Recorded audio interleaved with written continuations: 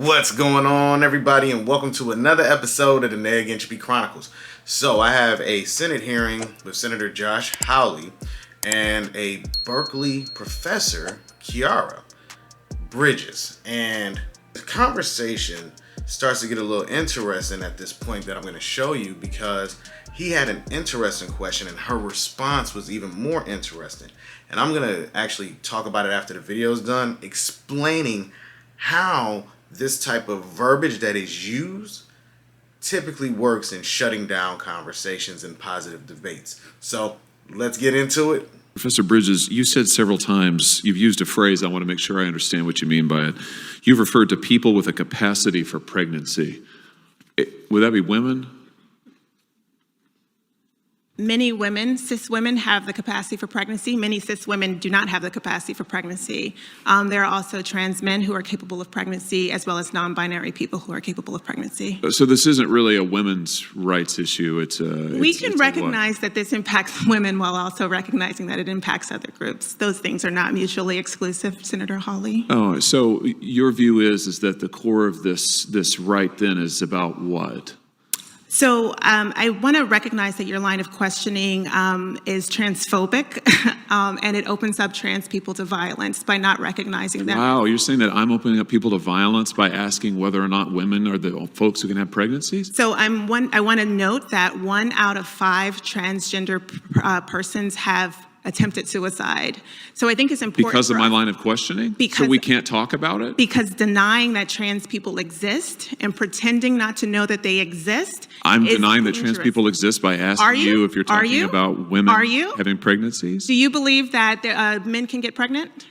No, I don't think women can get pregnant. So you are denying that trans people exist? And that leads to violence? Is this how you run your classroom? Are students allowed to question you? Absolutely. Or are they also treated like this, where No, they're told that they're opening up people to violence? We have a good time in my class. You should join. Oh, I bet. You might learn a lot.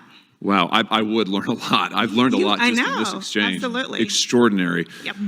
Now, let's really get into this. If you look at the question of the people with the capacity to have children, that's an odd terminology because you're taking out the aspect of women, who are the ones that actually give this, right? Who actually have birth, who actually carry children, who actually grow the children within them.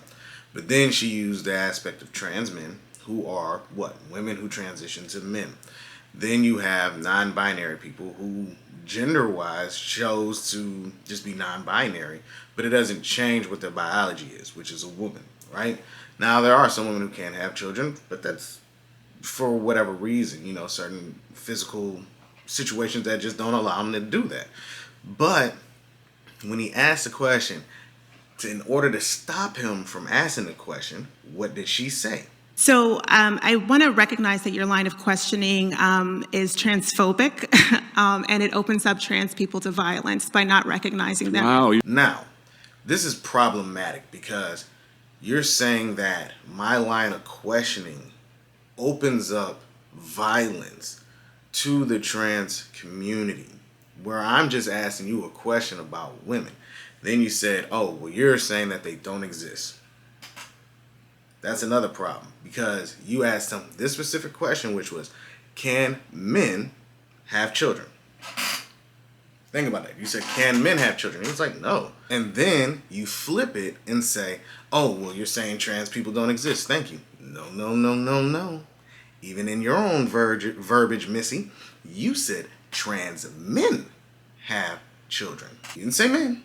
You said trans. This is the reason why they have the additives to these titles, because they are acknowledging that they are not this thing. They are people who have transitioned to said new title.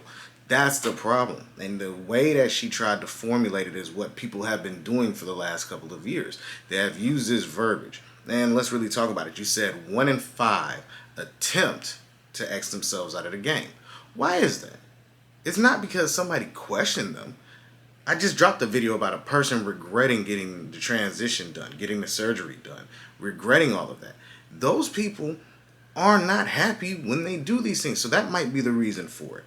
Or you can just look at the other videos online of people who have transitioned that are now talking about how miserable they are. So for your ability to try to stop people from debating, because I guarantee you can learn a lot in this class. You probably stop people from having thoughts and questioning whatever goes on.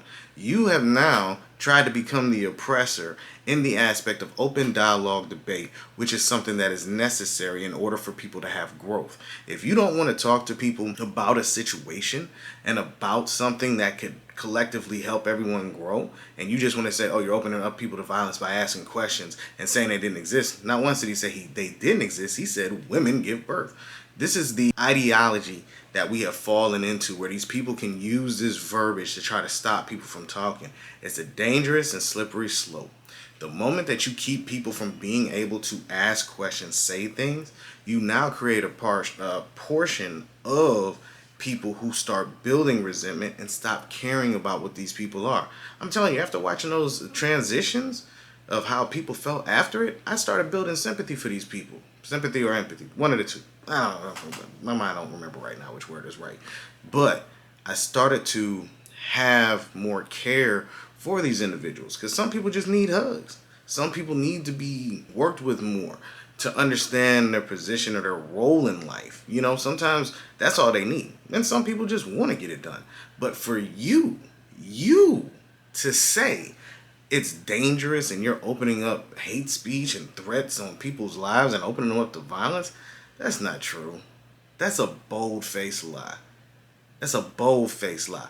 It's just that you're incapable of having those conversations because you've created the delusion within your own mind to prevent yourself from being willing to actually be open to growth and understanding. That's just my thoughts, but let me know what y'all think down in the comment section and be on the lookout for more videos. All right, everybody? Peace.